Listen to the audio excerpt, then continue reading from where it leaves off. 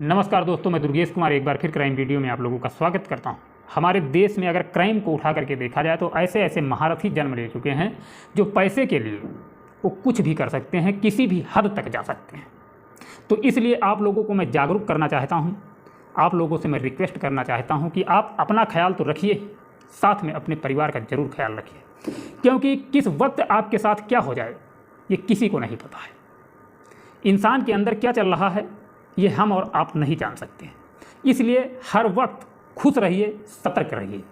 प्रत्येक इंसान से आप सतर्क रहिए। अगर बढ़ते क्राइम की दुनिया को देखा जाए तो आजकल कोई भी व्यक्ति सोचा जाए तो विश्वास करने लायक नहीं है। यहाँ तक कि क्राइम देखने को मिलते हैं कि घर का सदस्य घर वाले व्यक्ति पर काल बनकर आ जाता है और शायद उस परिवार का खात्मा हो जाता है। इसलिए आजकल विश्वास तो करना ही पड़ेगा, क्योंकि परिवार है, परिवार पर विश्वास करना पड़ेगा, दोस्तों पर विश्वास करना पड़ेगा, लेकिन विश्वास के साथ साथ सतर्क रहना जरूरी है। अब आज की मैं कहानी की तरफ बढ़ता हूँ। ह्यूमन आर्गन ट्रांसप्लांट एक्ट 1994 के मुताबिक सिर्फ खून के रिश्ते वाले लोग ही अपनी आर्गन डोनेट कर सकते हैं, यानी कि शरीर के पार्ट डोनेट कर सकते हैं। कमेटी की मौजूदगी और डॉक्टरों की निगरानी में ही ट्रांसप्लांट प्रक्रिया की जा सकती है। किडनी डोनेशन सिर्फ माता पिता, भाई बहन और दादा दादी एक दूसरे को कर सकते हैं। किडनी डोनेशन के लिए बाकायदा हर अस्पताल में एक असेसमेंट कमेटी गठित होती है। किडनी ट्रांसप्लांट प्रक्रिया के दौरान वीडियोग्राफी करना बेहद जरूरी होता है। ये तो रही कानून की बात। अब बात करते हैं आज के इंसान की। दुनिया भर में मानव अंगों की मांग बढ़ रही है, लेकिन अगर इसकी तुलना में देखा जाए तो डोनर कम है। इस कारण गैर कानूनी तरीके से मानव अंगों की तस्करी और खरीद फरोख्त बढ़ रही है। GFI यानी ग्लोबल फाइनेंशियल इंटीग्रिटी के मुताबिक हर साल जितनी आर्गन ट्रांसप्लांट होते हैं उसमें से 10% तस्करी के जरिए होते हैं। सबसे ज़्यादा तस्करी किडनी की होती है। विश्व स्वास्थ्य संगठन यानी WHO के मुताबिक हर साल 10,000 से ज़्यादा किडनी की तस्करी होती है। वहीं भारत में हर साल 2,000 लोग अपनी किडनी बेच देते हैं। ये आंकड़ा 2007 का है, आज का नहीं है। जाहिर है कि इसमें और इजाफा हुआ होगा इतने बीते वर्षों में। जाहिर सी बात है, हमारे पास 2007 का आंकड़ा है, लेकिन अगर देखा जाए तो बीते वर्षों में इसमें और भी ज़्यादा इजाफा हुआ होगा। दुनिया के ज़्यादातर देशों में मानव अंगों को खरीदना और बेचना गैर कानूनी है। ईरान इकलौता देश है जहां ऐसा करना कानून के दायरे में आता है। GFI के मुताबिक दुनिया भर में मानव अंगों के कारोबार 1.7 अरब डॉलर यानी 13,000 करोड़ रुपए से ज़्यादा का है। ये आंकड़ा भी 2017 का है, आज का नहीं है। अब बात करते हैं आज के क्राइम की। देश की राजधानी दिल्ली में एक बार फिर एक बड़े और अंतर्राष्ट्रीय किडनी रैकेट का भंडाफोड़ हुआ। क्राइम ब्रांच ने बांग्लादेश से लेकर राजस्थान तक चलने वाले इस किडनी रैकेट का खुलासा करने के साथ ही 50 साल की एक विख्यात महिला डॉक्टर समेत 7 लोगों को अरेस्ट किया है। पकड़ी गई महिला डॉक्टर एक बड़े अस्पताल में काम करती है। इल्जाम है कि ये महिला डॉक्टर किडनी ट्रांसप्लांट के 15 से 16 ऑपरेशन कर चुकी है। चलिए हम आपको बताते हैं इस पूरे रैकेट की इनसाइड स्टोरी। इसी साल 16 जून को दिल्ली पुलिस के अधिकारियों को खुफिया विश्वसनीय सूत्रों से जानकारी मिलती है कि एक गैंग के लोग अवैध किडनी ट्रांसप्लांट के काले धंधे में शामिल हैं। ये खबर मिलते ही पुलिस हरकत में आ गई। अब बारी थी सूचना की पुष्टि करने की। इस काम को अंजाम देने के बाद मामले को आगे बढ़ाया गया और 16 जून उसी सूचना के आधार पर ACP ISSC क्राइम ब्रांच के नेतृत्व में इंस्पेक्टर कमल कुमार, सत्येंद्र मोहन और रमेश लांबा, SI गुलाब सिंह, आशीष शर्मा, समय सिंह, SSI शैलेंद्र सिंह, राकेश कुमार, जफरुद्दीन, HC रामकेश, वरुण शक्ति सिंह और कांस्टेबल नवीन कुमार को लेकर एक टीम गठित की गई, जिसने उसी रोज जसोला गांव में छापेमारी की। टीम को बड़ी कामयाबी हाथ लगी। पुलिस ने मौके से 4 आरोपियों को गिरफ्तार कर लिया, जिनकी शिनाख्त रसेल रोकोन समेत मियाँ के तौर पर की गई। ये तीनों बांग्लादेश के मूल निवासी हैं, जबकि एक आरोपी की पहचान रतेश पाल के तौर पर हुई, जो त्रिपुरा भारत का रहने वाला है। इन चारों को पकड़कर पुलिस टीम ने पूछताछ का सिलसिला शुरू किया और फिर उनकी निशानदेही पर 3 किडनी चाहने वालों और 3 डोनर्स की पहचान कर ली गई। मामला पुख्ता हो चुका था, लिहाजा पुलिस ने चारों आरोपियों के खिलाफ कानून की संबंधित धाराओं में मामला भी दर्ज कर दिया था। अब चारों आरोपियों से पूछताछ का सिलसिला शुरू हुआ। पुलिस जानती थी कि अभी उन चारों के सीने में कई राज दफन हैं। अब आरोपियों से सख्ती के साथ पूछताछ की तो उन्होंने कबूल किया कि वे बांग्लादेश के डायलिसिस केंद्रों पर जाकर किडनी रोग से पीड़ित रोगियों को निशाना बनाते थे। इसके बाद वे बांग्लादेश से ही डोनर की व्यवस्था करते थे। वे ऐसे लोगों को तलाश करते थे जिनकी आर्थिक स्थिति खराब होती थी। इसी बात का फायदा उठाते थे और उन्हें भारत में नौकरी दिलाने के बहाने भारत लेकर के आते थे। फिर शुरू होता था उनके साथ शोषण का सिलसिला। भारत पहुंचने के बाद नौकरी के नाम पर लाए गरीब बांग्लादेशियों के पासपोर्ट ही जब्त कर लिए जाते थे।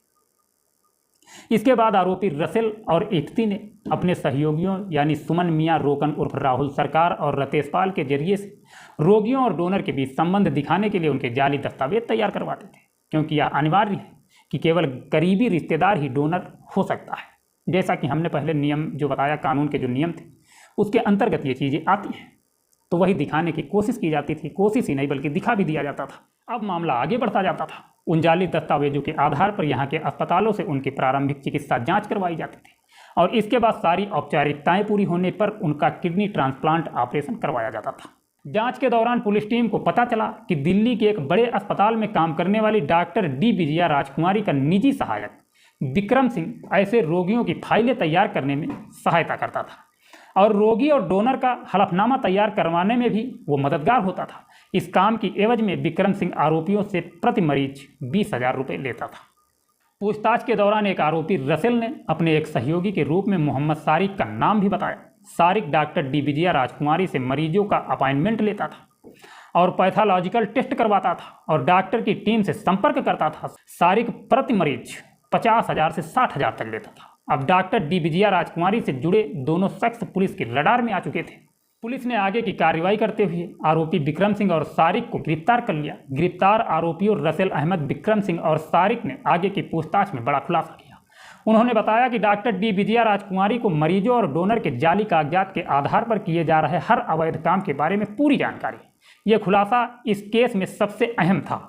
अब पुलिस को पता चल चुका था कि इस मामले में पहले पकड़े जा चुके सभी आरोपियों के अलावा इस तालाब की सबसे बड़ी मछली कौन है। लिहाजा पुलिस ने पूरी तैयारी के साथ दबिश देकर डॉक्टर राजकुमारी को गिरफ्तार कर लिया। आरोप है कि इस रैकेट में 50 साल की इस महिला डॉक्टर का अहम रोल है।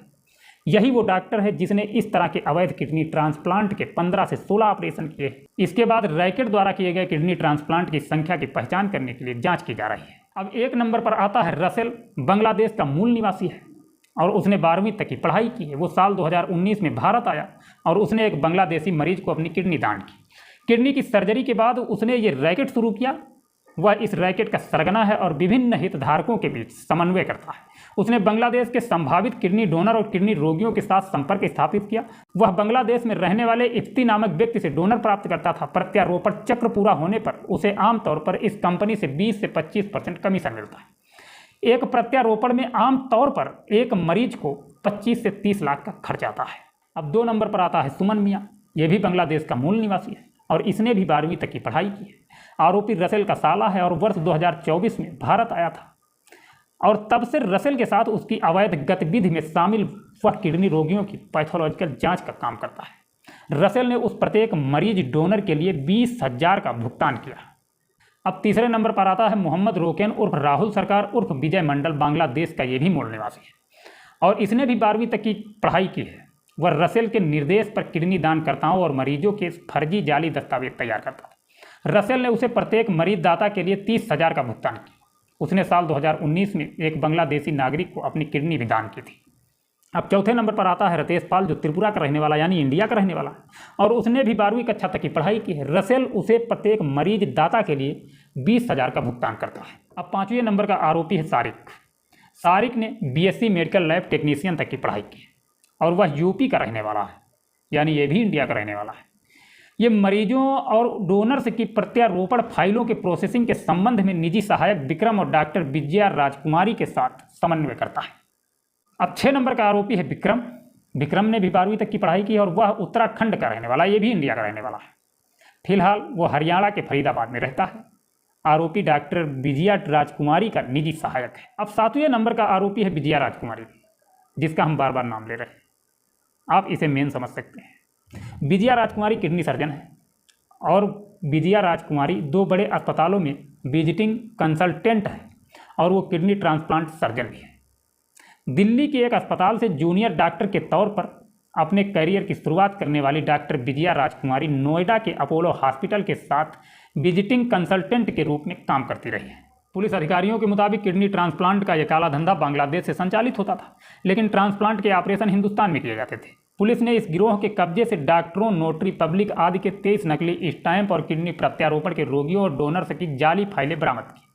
साथ ही जाली Aadhaar card, pen drive, hard disk, laptop, आपत्तिजनक डेटा समेत 8 मोबाइल फोन और 1800 US डॉलर बरामद किए हैं। पुलिस की कार्रवाई के बाद डॉक्टर डी विजया राजकुमारी को निलंबित कर दिया गया है।